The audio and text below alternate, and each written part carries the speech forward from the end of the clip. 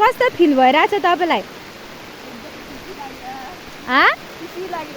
किन खुसी?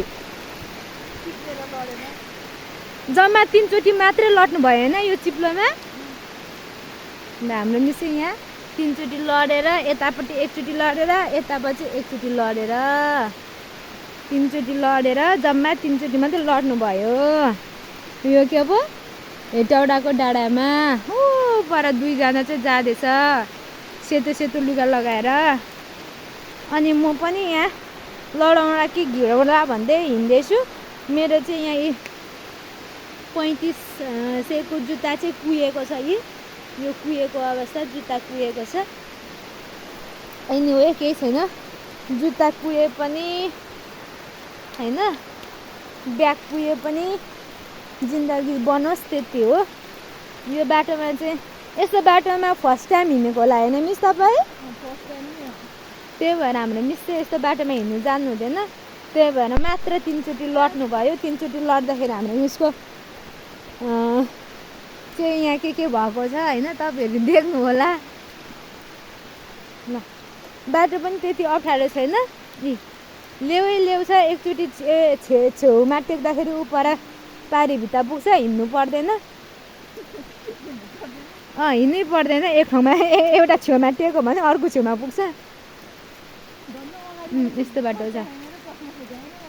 यो चाहिँ 4 कोसे झाडीमा चाहिँ हामी पस्न लागिदिन्छौँ। 4 कोसे झाडीभन्दा कम छैन यो बाटो चाहिँ। रातो माटो छ, त्यो पनि एकदम चिप्लो बाटो छ। यो पारी जानुपर्ने, यो पारीको जङ्गल कटेर हामी जानुपर्ने। अब 1 घन्टा मात्र, अब 1 घन्टा हिँड्दाखेरि चाहिँ हामी चाहिँ एउटा बस्ती आइपुग्छ अरे। अनि त्यो 1 घन्टाको यात्रा चाहिँ हाम्रो यो जङ्गलदेखि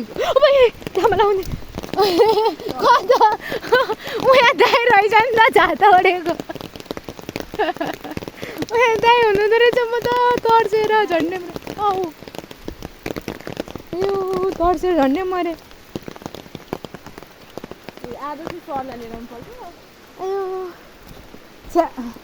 कस्तो तर्सेर म त सातै गयो।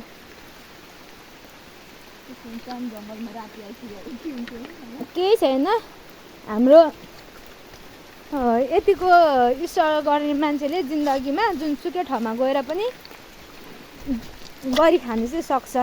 यतिको स्ट्रगल गर्ने मान्छे पाउने केटाहरू चाहिँ भाग्यमानी हो। कसलाई मन पर्यो यसो कमेन्टमा भन्नु होला।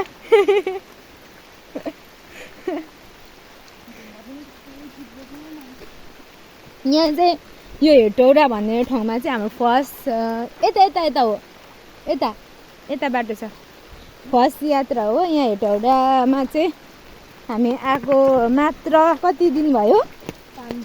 5 दिन भयो। 5 दिन आएको, 5 दिन पानी परेको छ। 5 दिनमा चाहिँ हाम्रो यस्तो हालत भएको छ है। अब बल्ल हामीले एउटा जङ्गल काट्यौँ। अझै यो जङ्गल काट्नु बाँकी नै छ गाइस। यसो तपाईँ हामीसँग स्टे हुनु होला, किनभने हामीलाई बाघ भालुले खायो भने त्यसको साक्षी चाहिँ तपाईँ हुनुहुनेछ। यो भिडियो साक्षी तपाईँ हुनुहुनेछ है गाइस। यहाँ चाहिँ सानो झर्ना पनि छ, झरिरहेछ पानी। अब यो खोला आइपुग्यो। खोलाको बाटो चाहिँ तेरा नै मेरा, जता हिँड्यो त्यतै बाटो भन्छ है।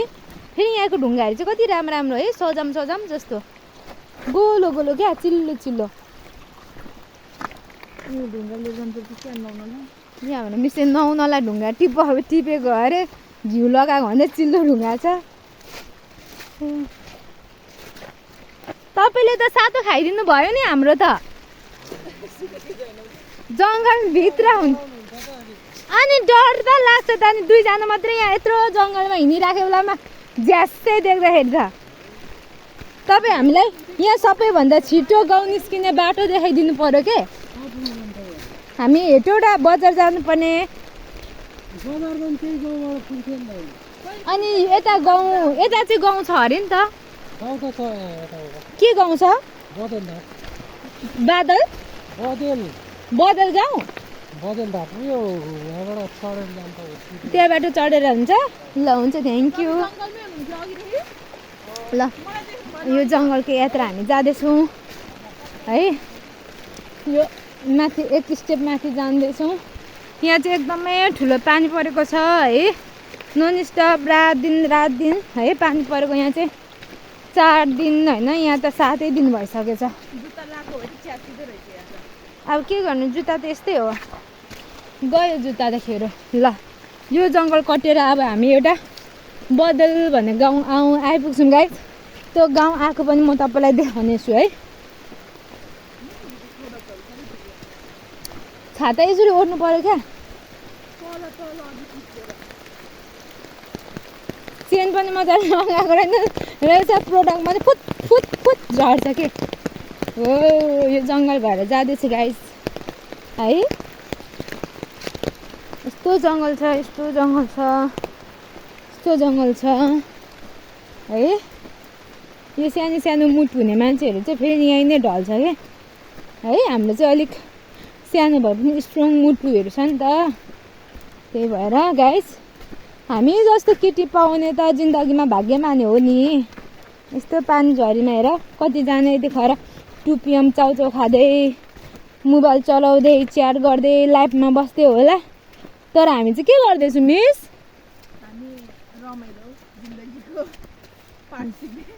जिन्दगीमा हामी चाहिँ अभ्यास गर्दैछौँ के है, अभ्यास गर्दैछौँ। त्यसको कारणले गर्दाखेरि गाइस तपाईँहरूलाई चाहिँ हाम्रो टिममा चाहिँ फेरि ठुलो टिम छ क्या। हाम्रो चाहिँ फेरि 40 जनाको टिम छौँ होइन।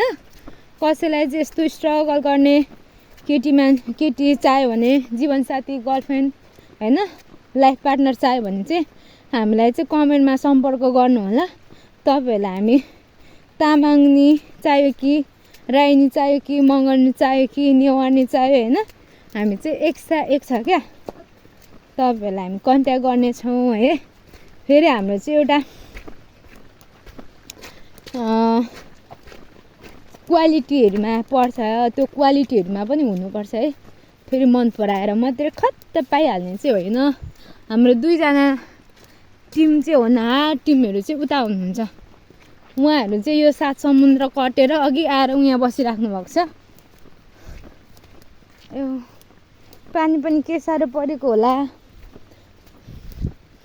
मौसमले पनि हामीलाई चाहिँ एकदम धेरै च्यालेन्ज गरिरहेछ गाइस। आफ्नो चाहिँ ब्याट्री पनि लो भइराखेको छ होइन।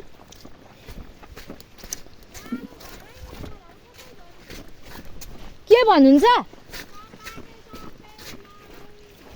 लड्दैमा पढ्दै आएका हामी 1-2वटा सपोर्ट त बन्छ होला नि दाजु।